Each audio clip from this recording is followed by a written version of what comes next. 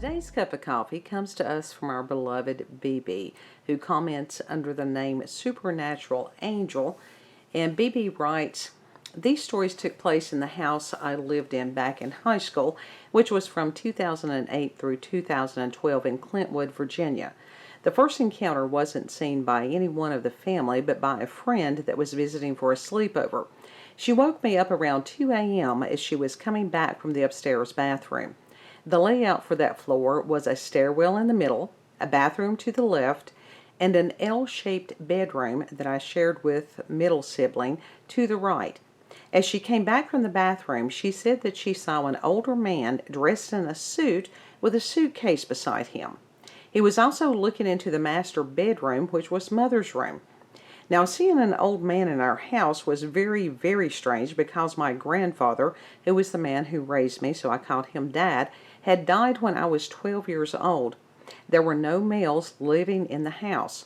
My friend wasn't particularly spooked, but she did think it was weird.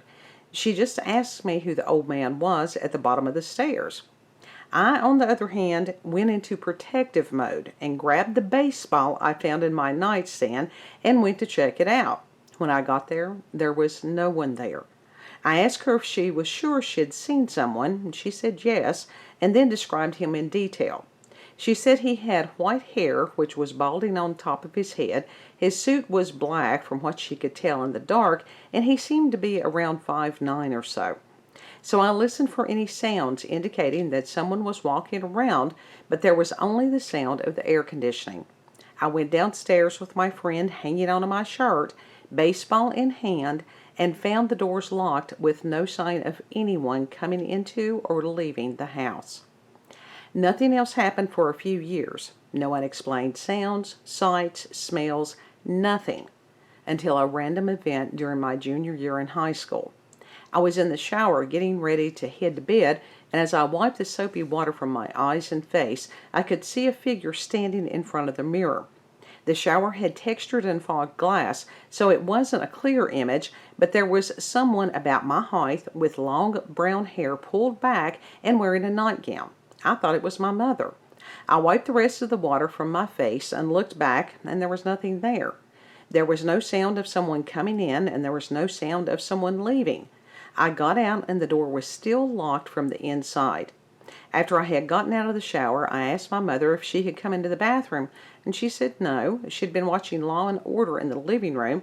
Youngest sibling was in her room, and middle sibling was also in the living room.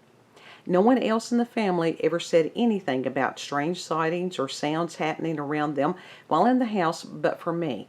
The house always felt heavy, as if the house was depressed or sad. No one else noticed anything out of the ordinary. I did some research on the house we lived in and found that at least 3 people died on the property before we bought it. One, a wealthy older man who predominantly wore suits, died of old age. Another, a middle-aged woman who died of anorexia. And lastly, an older woman who died of cancer.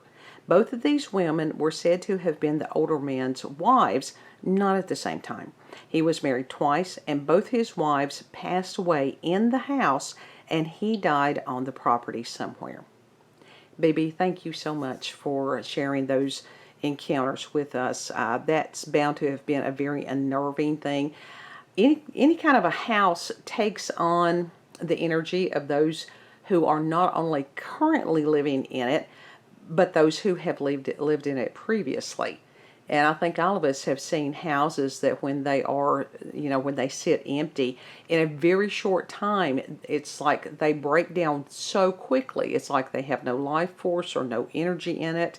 So, maybe there is something to that a house, unless it is a home of some kind, that it too becomes drained. So, and there have been studies that, and of course all this is in theory because it's very hard to do actual studies on the supernatural with, fourth dimensional tools that we have, but that bricks, wood, anything like that can absorb the energy of those who have been in the structure. And that's not just homes, that's buildings or anything like that. So that sometimes things that are hauntings can be, it's almost like a release of what was, And then there's that whole time warp thing, and Green Jay would be the one to ask about that. He's had experiences that I have never heard of before in my life. But thank you, baby. I appreciate you. Anyone out there, if you've had paranormal or supernatural encounters, UFO alien sightings, we've got some big stuff with the UFO community going on right now, especially as far as the government acknowledging with, the military footage and stuff that has been released. Yeah, and there's people thinking that something bigger is coming up. So if you've had an experience in that area, please share that with us.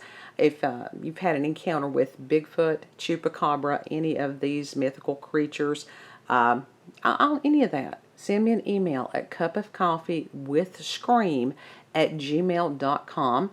And if you don't want a video made, if you just want to share your encounter, that's fine too. Just let me know in the email and I will be glad to listen to you, because all of us that have experienced something out of the ordinary, we need the support. And, that's one thing about our wonderful little community here. You don't have to worry about somebody making fun of you or disbelieving you or anything like that. Your experience is your experience, and it is valid. And together, maybe we can find answers. And if nothing else, like I said, it's just a matter of everybody supporting each other. So you all have a beautiful, blessed day.